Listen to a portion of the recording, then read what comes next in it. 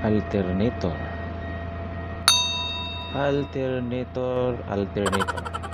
So, problema mo ba yung alternator? Pero hindi mo alam kung anong dahilan. So, sa videong ito, panoorin mo. Baka isa sa katanungan mo ang solusyon ng kasagutan ko. So, check this out.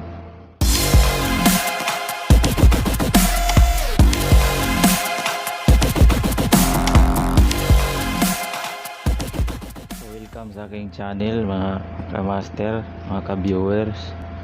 So pag-uusapan natin ngayon is tungkol sa mga common trouble ng isang alternator. So, meron akong sasaguting mga katanungan based of my mga subscriber at mga viewers ko. So una tayo dito sa kay Edin Aranias.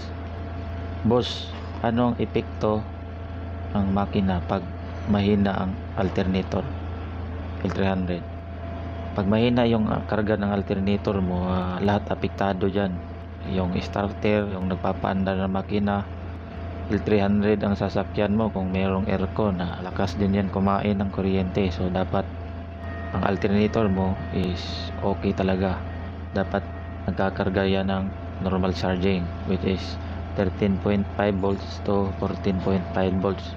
Kasi pag mahina yung alternator mo, apektado lahat, pati ng mga accessories mo, headlight, signal light, yung mga T-light, lahat, pati radio.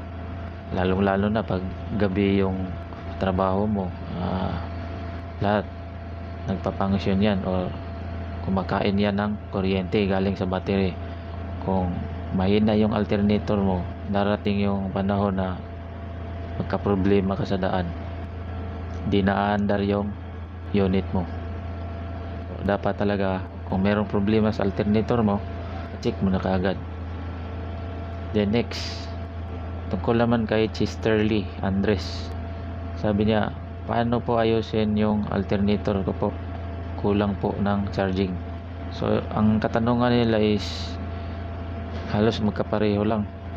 Yun nga, kung may problema sa alternator mo, kung kaya mong ayusin, o tingnan mo ng loob, baka may problema sa IC or baka may pumutok na mga diode doon sa stator, or maybe yung carbon brush niya maliit na, hindi na aabot doon sa slip ring, which is yung connected sa rotating part, which is yung rotor, I mean.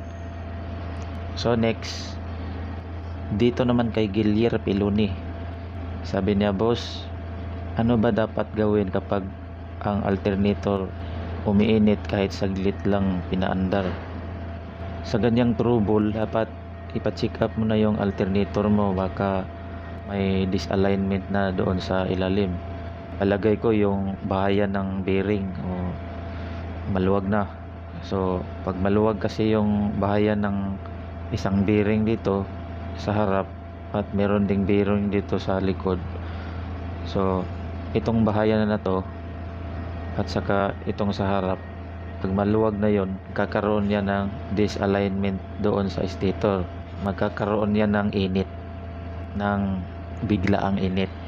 Or baka kung mayroong problema sa vacuum pump, kung ganito yung hugis, kung ganito yung itsura ng alternator mo, so kung may problema ang mechanical part ng vacuum pump mo, yung init niya is tatakbo dito sa katawan ng alternator, kaya madaling uminit. Dapat mo nang ipa-check up yon. Next, dito naman sa tanong ni Bangbang TV, sabi niya, sir, yung alternator ko, ginagawa ko po yung IC niya, mababa pa din yung reading niya, 12 something lang. Ano po ba posibleng gawin? Palit na ng alternator? Sa trouble na ganito, ayos yung IC or bago yung IC mo, tapos 12 volts pa rin yung lumalabas na kuryente doon sa kanyang battery side, palagay ko merong pumutok na diode doon sa ilalim. So yun ang dapat mong ipa-check up, kasi sabi mo bago ang IC mo, or dapat yung IC, kung bago yung IC mo, pareho talaga ng model, pareho ng part number, at dapat maayos ang pagka-install, kasi kung merong isang paa niya na hindi na ayos na or hindi na proper install, hindi talaga yan magkakarga ng normal charging. So dapat ipa-check up or ipatingin natin ang ating alternator sa mga authorized person talaga, yung mga magagaling. Next, dito naman tayo kay Siya Medisilo. Sir, ano po ba ang problema ng alternator pag overcharging? 17 volts po ang reading, bagong andar pa lang, Ford Ranger. So ang problema, basta overcharging siya, may problema sa diode. So dapat nating ipacheck yung diode, kasi yung diode ang daanan ng kuryente patungo doon sa battery. So kung merong busted sa diode, probably overcharging yan. Merong disalignment between stator at rotor, magiging sanhi din yan ng overcharging. Next, sabi naman ni Roberto Retesa, good PM sir, anong sira sa alternator? Walang tulo na oil, tas di siya mag-charge. Okay, IC, pati wiring, wala problema. Paano mag-repair? Montero 2015. So kung marunong kang mag-repair ng alternator, madalas talaga merong problema sa ilalim. Lahat check upin natin, from winding to diode, from IC to carbon brass, bearing, lahat-lahat. So ipa-check natin yung entire alternator. Dito naman sa sabi naman ni Dens Olivas, sir, tanong ko lang po, bakit po sobrang init battery ko nung nakaraan na nagamit ko, tapos iba yung amoy ng battery, parang sunog. Sa ganyang case, pag nag-aamoy sunog, i-check mo yung voltage rate ng alternator mo, baka overcharging, kasi yan ang common reason bakit nagiinit ang battery. So kung overcharging yung alternator mo, malakas kumukulo yung tubig o yung battery solution ng isang battery. Yan ang nagiging reason kung bakit yung ibang baterya ay namamaga, kasi overcharging. Or pwede ring sabihin natin na yung battery mo may kalumaan na. Usually kasi ang lifespan ng battery is 2 years mahigit lang. So kung 2 years mahigit na yan, dyan na lumalabas yung symptoms ng baterya. Mamaga, madaling malubat, hindi na tumatanggap ng normal na kuryente, kasi sira na yung plates niya sa ilalim. Sabi naman ni Alpi Kapunga, nag-spark ang alternator ko. Pag nag-spark yung alternator, meron talagang disalignment dyan.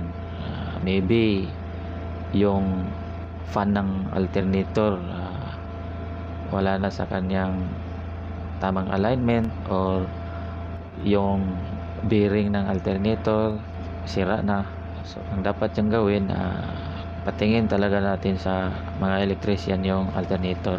So meron akong i-explain sa inyo para maintindihan nyo yung status ng alternator. As you can see, dito sa hot and run, ito yung fuse 20 ampere. Itong lamp indicator nakakonekto dito sa fuse, which is ito yung positive.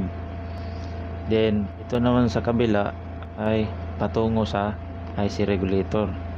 Ang IC regulator is connected naman yan, meron yang mga kanya-kanyang paa na nakakonect doon sa winding ng alternator. So kung titingnan natin yung letter F patungo doon sa field, ito namang letter S, voltage sensing, patungo doon sa neutral ng stator winding. Itong letter A naman, patungo yan sa positive ng alternator. Sa mga nagtatanong kung bakit bago ng IC mahina pa rin yung karga dito sa baterya o mahina pa rin yung voltaheng lalabas dito sa battery side, kasi kung merong diode na pumutok, kahit isang diode lang dito sa negative side or either sa positive side, hindi na yan kakarga ng normal charging niya patungo doon sa baterya. Kailangan itong 8 diode walang busted or walang puputok dito. Sa loob ng alternator makikita natin doon ang negative side na diode connected doon sa ground at 4 din na positive side na diode connected sa battery plus, which is yung live. Dapat lahat ng mga diode walang busted para ang lalabas na kuryente dito sa stator patungo dito sa diode is buo.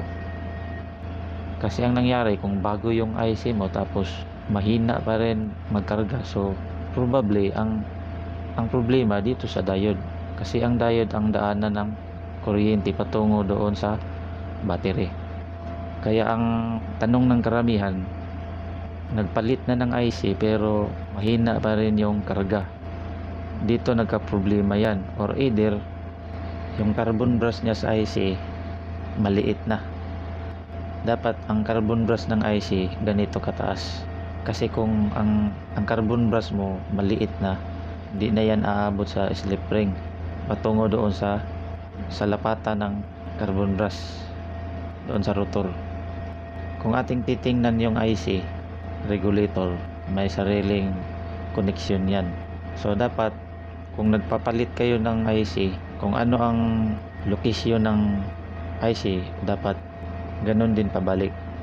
Kung merong connection dito, isolda to sa doon patungo sa diode, dapat mabalik yan ng buo para kakarga talaga ng normal ang alternator patungo doon sa battery. So I hope na nasagot ko yung mga katanungan nyo, and meron pa kayong ibang katanungan, just comment down below my video para masagot natin. And maraming salamat sa lahat. See you in next video. Thank you.